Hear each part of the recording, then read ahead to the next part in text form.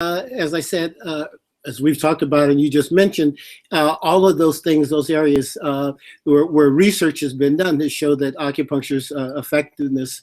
I am, and we talk about blockages, and I talked about blockages because we say that where there is blockages or impedance of the flow of blood and energy or chi through the body, then that sets up imbalances.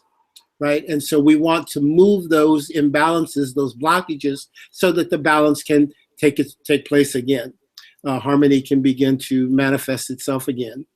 When we talk about qi, oftentimes we talk about TaiChi. We talk about the meridian system of the body, and that is a system of pathways that are we call them energetic pathways or qi pathways. Now, about 40% of these acupuncture points and this meridian system that has been identified for thousands of years through Chinese medicine correspond to the nervous system.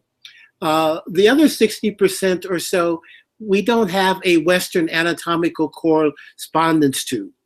So we have to then depend upon what I consider and what we talk about is the primary healing system of the body is really what is being stimulated with acupuncture.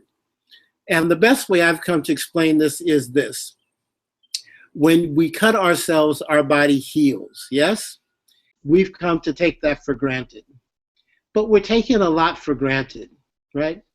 The skin is like the border to your country. The moment that the border gets invaded, the body sends out some troops, yeah?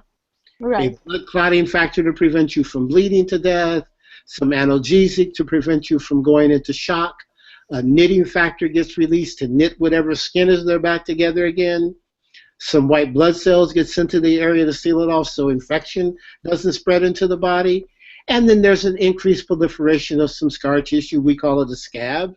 And after a day or so, you have a little thin scab, and after a couple of days, it's thicker, and hopefully after a week or so, it goes away, and you've got nice, normal tissue. So that indicates that you've got a system inside of you that's always there taking care of you. It's what the Western doctor and the surgeon depends upon when he cuts you to do a surgery. He depends upon the fact that the body will mend itself back together again. And in the West and Western medicine, this is called the primary healing system of the body. All we're doing with acupuncture is tapping into that system. We break the skin. We break the skin at some very specific sites, once again corresponding to that meridian system that I've just described.